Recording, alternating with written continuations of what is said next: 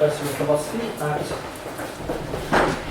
London, which of the London's? King's College. King's College. Thank you very much. Right, so, sorry, I was there. I went to the Aquinass Center. Oh, Beaumont Street, okay.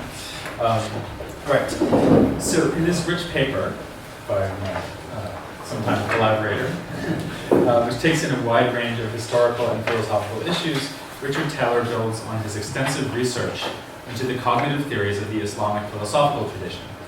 He is focused particularly on Averroes and his influences. In previous contributions, Richard has shown the importance of Themistius for Averroes, demonstrated that, contrary to what St. Thomas would have us believe, Averroes' infamous theory of the unity of the material intellect is remarkably well grounded in the text of Aristotle's De Anima and other Aristotelian texts, and most importantly, provided us with a reliable English translation of Averroes' long commentary. With this new paper and a wide range of other activity under the umbrella of the Aquinas and the Arabs project, Richard extends his research to understand the impact of Averroes and other Muslim thinkers on Aquinas. Incidentally, I would like to take some credit here, since it was I who suggested putting quotation marks around the Arabs in Aquinas and the Arabs. This is to show that we are here using Aquinas' own way of referring to Muslim thinkers without giving the impression that, say, Avicenna was an Arab, which he wasn't. I doubt that any of my remarks today will be as useful as the quotation marks, but let's see whether I can add some further provocation to what is already a very thought-provoking paper. I'd like to begin by summarizing what I take Richard to have shown in his paper. His focus is on the understudied sentences commentary of Aquinas, and in particular its discussion of how humans behold the divine essence in paradise. After providing a detailed survey of the thinkers who stand behind Aquinas' discussion, several of whom are explicitly mentioned in St. Thomas's text, Richard explains how Aquinas both criticizes and draws on the Arabs in developing, see how good the quotation marks are. He draws on them in developing his own positive theory of the blessed vision. A good way to think about his theory, I suggest, is that it is a kind of compromise or via media between two rival theories.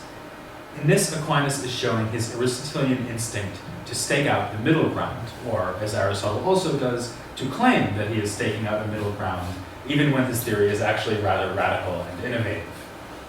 In this case, the two rival views can be described as a representationalist theory and a unification or identity theory. The question here is, how does the human intellect grasp the divine essence, or more generally, how does the human intellect grasp separate substances? Notice, though, that in this text, Aquinas more or less drops the issue insofar as it bears on our grasp of the angels. So here are two possible answers. According to the representationalist theory, the human intellect simply acquires a representation or similitude of its object, the divine essence. This similitude would not be God. Rather, Aquinas suggests, it would be something created by God. Aquinas associates this theory with Avicenna, I think wrongly, as will become clear in due course, and I would have more to say about this if people want to hear. Alternatively, there is the unification theory. This theory seems closest to the actual view of Ibn Bajjah, though it is also associated by Aquinas with Al-Farabi, since he is following Averroes' misleading representation of Al-Farabi's view. According to the unification theory, the human intellect actually becomes what it grasps, so that if my mind grasps a separate substance, it unifies with that substance. This means, apparently, that it becomes, perhaps only temporarily, identical with that substance. According to St. Thomas, both views have insurmountable problems. The problem with the unification view is perhaps obvious. It would entail that when I get to paradise, I will become God. This might sound plausible to a Sufi mystic, but I guess the rest of us will agree with Aquinas that it's not what we want. The problem with the representationalist view is almost as obvious. It would mean that we do not actually get to behold God in the paradise, but only a representation of God. The resulting frustration would be like the lover Dante being offered a painting of his beloved Beatrice rather than an opportunity to behold Beatrice herself. Dante would reject this prospect as second-rate, and so should we, given that vision of the divine essence is our ultimate final end. Instead, then, Aquinas offers the view that in the blessed vision, the divine essence becomes form for us, That is, it comes into a relation with our intellect, which is like the relation of form to matter. So we might call this third middle view formalism, or formalist. I note that having presented this solution, Aquinas hints that it is not completely adequate. In his replies to the objections, he more than once says that the divine essence is as if, quasi, formed for the human intellect. And it might be interesting for us to discuss why he feels the need to add this qualification. I noticed while Richard was reading out the paper that in the Averroes passage quoted at the bottom of page 20, actually in the Latin of that, Averroes also says quasi. And I guess that one reason might be that if you're saying that God is like form for our intellect, which is like matter, you don't want to say that our intellect is really matter, right? So that would be the reason for saying quasi. But notice that then the tentativeness or the caveat is on the matter side and not the form side. So it might be that then God would really be form for us. It's just that our intellect is only quasi matter. But in the Aquinas passages, he applies quasi just to form, not only to matter, so there may be more going on. Anyway, Aquinas' basic solution is that if something is a form for my intellect, it will relate to my intellect in a way that is more intimate than if my intellect had only a representation of it, but less intimately than actual identity or union, which is, of course, as intimate as it gets. This, then, is the middle way of Aquinas.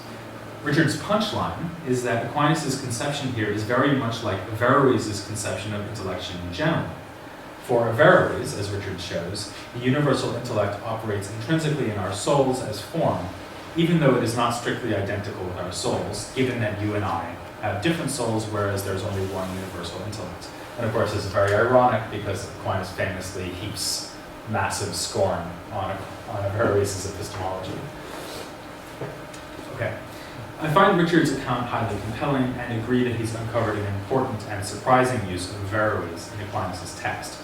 So I don't really have much to offer in the way of critique, but I would like to make some broader points about the basic issue and its history in the Islamic philosophical context. What we're considering here, as already mentioned, is the question of how humans grasp separate substances. Separate substances seem to be the exception rather than the norm when it comes to epistemic objects. Usually what my intellect grasps is not something separate, but something material.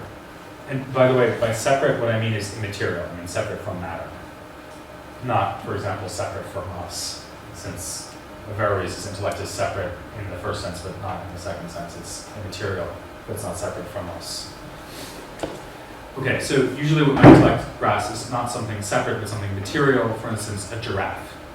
There's general agreement that to have intellectual understanding of a giraffe is to go through some kind of process of abstraction based on sense experience, and then have a universal form, the form of giraffe, in my intellect. This much is almost forced on our philosophers because of their adherence to a broadly Aristotelian epistemology. But that raises a question. If this is how we grasp non-separate material substances, then what is going on when we grasp separate substances? There are only two options. Either I grasp separate substances through more or less the same kind of cognitive process used to grasp non-separate substances, or I am capable of two quite different sorts of cognition, one aimed at separate substances, the other aimed at non-separate substances. I have elsewhere referred to the latter sort of view as a bifurcated epistemology. This, according to me at least, is what we find in the earliest Muslim philosopher, Al-Kindi. Al-Kindi explicitly says that it is a mistake to philosophize about God using the same methods used in natural philosophy. He was powerfully influenced by the methods of Euclidean mathematics and proposed using an axiomatic system of intellectual inference to grasp the nature of God and his relation to the world. For instance, he uses such an axiomatic argument to show that the world is created and not eternal. This sort of intellection would uncover absolutely necessary truths of reason rather than abstracting or inferring anything from the world we see around us. Notice, though, that even things like mathematics are going to be the object of this sort of intellection. So God is not the only thing cognized by this higher, non-empirical kind of thinking. What we see in the subsequent Islamic tradition, I would argue, is a steady drift away from bifurcation towards a more unified epistemology. And maybe this is actually a drift back towards the unified epistemology of Plotinus or Aristotle, but that's even more complicated. So steady drift away from bifurcation. Things are a bit murky with Al-Farabi, not least because of the pessimism he apparently showed in his lost commentary on the Ethics. But in several works, he explicitly argues that we can ascend from natural philosophy, which is grounded in an abstractive process, by way of psychology, to the science of theology. This science would establish God's status as first principle and various divine attributes such as immateriality and simplicity. But this is all what Aquinas would call quia demonstration. It argues from effects to causes, and it is unclear what account, if any, Al-Farabi would give as to how we could achieve a more direct grasp of God's essence. I suspect he would simply say that this is impossible, since proper intellection requires understanding things in light of their causes, and God is uncaused. To some extent, the same goes for Avicenna.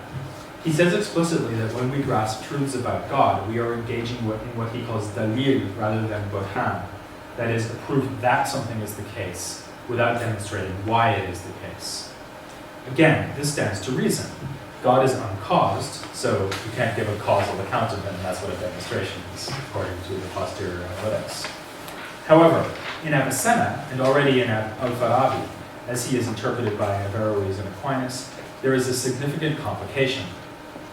For Avicenna, the standard kind of cognition, where we come to have an understanding of non-separate substances, is no longer bifurcated from the cognition of separate substances. This is because when I grasp something like giraffe, what I am doing is grasping the forms seated in a separate substance, namely the active intellect. In both Al-Farabi and Avicenna, this separate intellect is the locus of intelligible forms like giraffe. This allows it to play two roles. First, it is the giver of forms, the metaphysical principle which emanates the form of giraffe into suitably prepared matter. Second, it plays a role in cognition by somehow helping my mind to get hold of the intelligible form it possesses. For Aquinas, Al-Farabi and Avicenna have the same theory on this point. Our intellective soul simply receives the form from the active intellect, much as some kind of material gunk will receive the form of a giraffe, say, when an embryo is formed in the mother giraffe. Okay, so it's just two different ways of receiving a form. As Richard suggests, this may get Al-Farabi slightly wrong, and the situation with Avicenna too is a matter of debate. Some interpreters take abstraction from sense perception to be more or less sufficient for intellection in Avicenna, while others want to insist on the role of the active intellect's emanation into the human mind. But on any interpretation, I think it would be fair to say that Avicenna largely collapses the distinction between grasping a non-separate substance like a giraffe and grasping a separate substance. After all, the active intellect is a separate substance, and when I grasp the form of giraffe, what I am doing is precisely grasping the active intellect or its content. Now, Avicenna stops short of pushing this account further to accommodate our grasp of God. Because of the stricture I mentioned before, that proper intellection requires a causal account, even the active intellect has no proper intellection of God from within its own resources.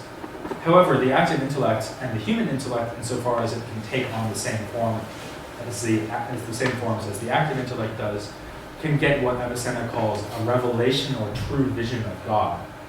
This is something that God bestows on the intellect in a kind of gratuitous act of self-disclosure. Interestingly, despite Aquinas' emphasis on the representationalist nature of Avicenna's theory, in at least one text, his commentary on the theology of Aristotle, that's the Arabic Plotinus, Avicenna emphasizes the immediacy of the true vision of God. He remarks that in the revelation of the truth, there is no screening of God's essence from those who receive him. In this kind of perception, God is unveiled for the one who knows him. But I want to emphasize that all of this has to do not with the grasp of separate substances as such. As I've argued, for Avicenna, all knowledge somehow involves grasping a separate substance, namely the active intellect. The reason God needs to be unveiled or revealed is not that he's a separate substance, it's that he's causally prior to the separate substances which we are able to grasp through normal cognition, namely, basically, the active intellect.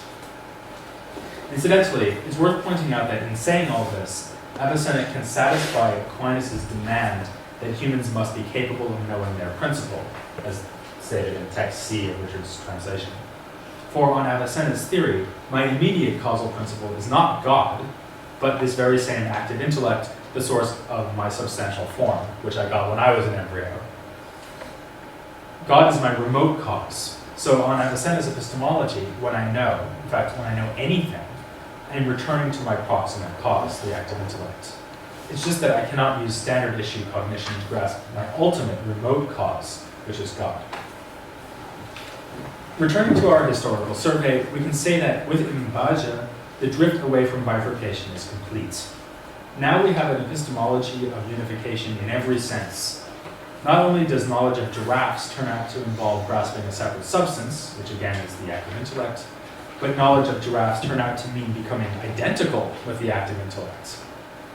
Or I'm assuming that identity is what unification means. We could maybe talk about that. Avicenna, by the way, would have rejected this idea as preposterous.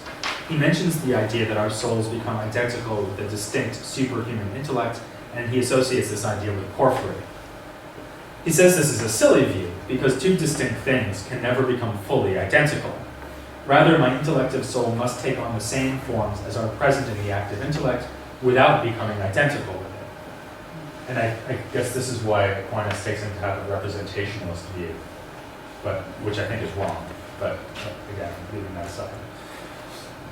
But for Ibn Bajjah, this restriction that two things can't become identical no longer applies, and we have a view on which humans can achieve unification with, which I take to mean identity with, a separate substance. And this just happens every time I achieve intellection. Thus, we now have no difference between the knowledge of separate substances and the knowledge of non-separate substances. In a way, the same is true of Averroes. For him, the single universal intellect is no longer a superhuman mind, as it is for Ibn Bajjah and on his reading of Farabi. It is simply the one intellect shared by all humans. This is why it can be form for us, the idea which then turns up in Aquinas' theory of the blessed vision. Averroes, like Ibn Bajjah and Avicenna, has a unified epistemology according to which all cognition involves a single immaterial and thus separate substance. As Richard puts it, Averroes followed this is a quote from Richard's paper. Averroes followed the Arabic tradition in holding that there is a single transcendent agent intellect and did not give serious consideration to the notion that each human being has his or her own particular abstracting agent or actual intellect. As with Avicenna, there may be a further difficulty as to how I grasp God. But whatever makes this case problematic, it's not simply his being a separate substance, because in a way I'm grasping a separate substance every time I understand anything intellectually. So as it says on page 19 of Richard's paper, it is quod intelligitur, that which is understood. Indeed, every time I understand anything, I'm participating in the activity of the universal intellect. And this participation is part of the process of empirical discovery. It is by using my lower cognitive functions seated in the brain that I manage to take part in a purely immaterial activity shared by all mankind. So there's not empirical learning on the one hand and grasp of separate substances on the other hand, they're just the same thing. Right? Now I hope it will be a little clearer what is at stake in the difference between Averroes and Aquinas. Both of them make use of the idea that a separate substance can be formed for us. But in Averroes, this happens every time I achieve intellection. It would happen, for instance, when the biologist comes to have a scientific understanding of giraffes on the basis of abstraction from sense experience. For Aquinas, by contrast, the grasping of a separate substance as form for us seems to arise uniquely in the case of the blessed vision. He's brought us back to a more bifurcated epistemology, where we seem to have distinct accounts for empirical learning on the one hand and the vision of separate substances, or at least God, on the other. On page 23, Richard sort of says, well, in both cases you get a form into your soul, right? And that's true.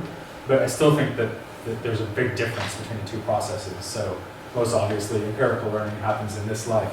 The blessed vision happens in the afterlife. But also, on the epistemic side, normal intellection involves abstraction. The blessed vision does not. Normal intellection operates, as it were, from the bottom up, with lower functions like sensation and imagination making intellection possible. The blessed vision operates, as it were, from the top down, with God, or maybe from the outside, from above and outside, with God coming to be formed from my intellect without any input needed from sensation or imagination. To quote Richard again, for Aquinas, the exercise of intellectual abstraction based on material substances cannot lead to the knowledge of an entity which is essentially immaterial. Al-Kindi would agree with this, most of the other so-called Arabs would not. This brings me to a final point I'd like to raise, which is perhaps something we can pursue in discussion. As we've seen for Aquinas, this theory where God is formed for us in the blessed vision can serve as a middle ground between the theories of unification and of representationalism. But can you really get away with this? I mean, I know he's a saint. I'm still going to be hard on him. It seems to me that his view is in more danger of collapsing into the unification view than the representationalism. He makes it crystal clear that what my mind has in the blessed vision is really the divine essence, not a similitude thereof. But what precisely stops it being the case that my mind becomes the divine essence, so that I become God? The answer is meant to be that my mind is like matter, while the divine essence is like form, and form is distinct from matter. But this is just to assume that there is a real distinction between matter and form in the case we are considering. It's easy to see why that would be the case with normal intellection. When I grasp the form of giraffe, clearly my mind does not become a giraffe, because giraffes are material substances. So becoming the same as a giraffe in form could be an act of intellection without being an act of identity. But God is not a material substance. So it's far from clear, to me at least, how one form can be like matter for another form without the two forms becoming identical. And here, this is sort of going back to what does he mean by quasi-form.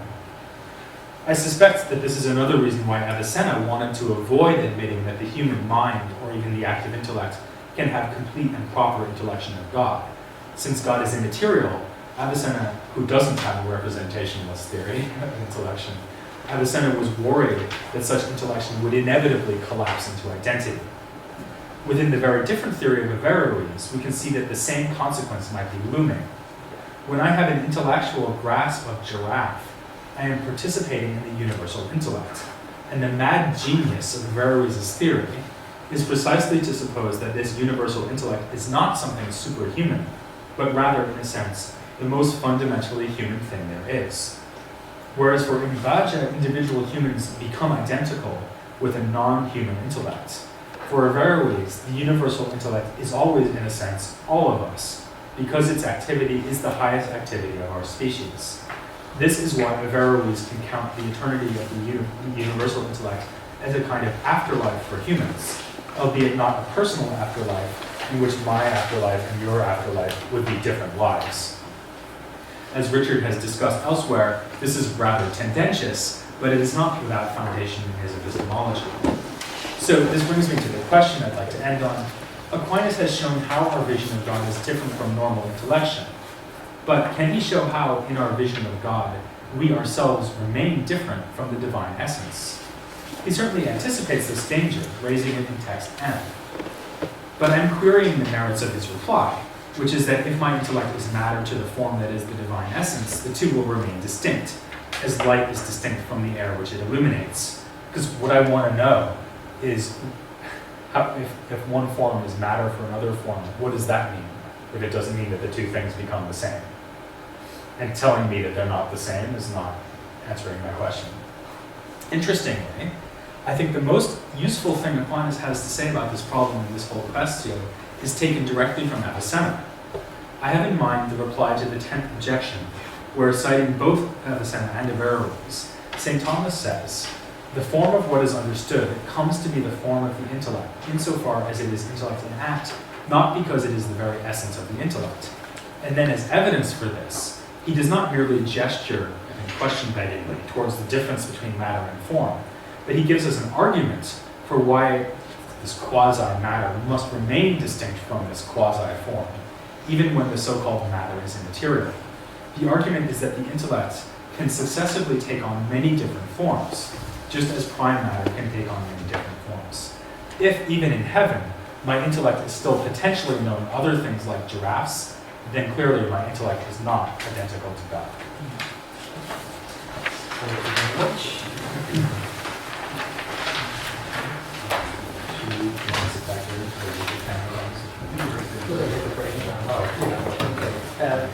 Thank you very much for that. I'm sure many other questions and comments have been coming to life in the last hour and 40 minutes.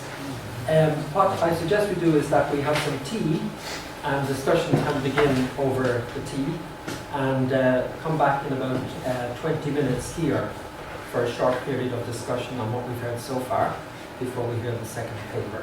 All right? So thank you very much to Professors Taylor and Adamson for what we've heard so far. All right.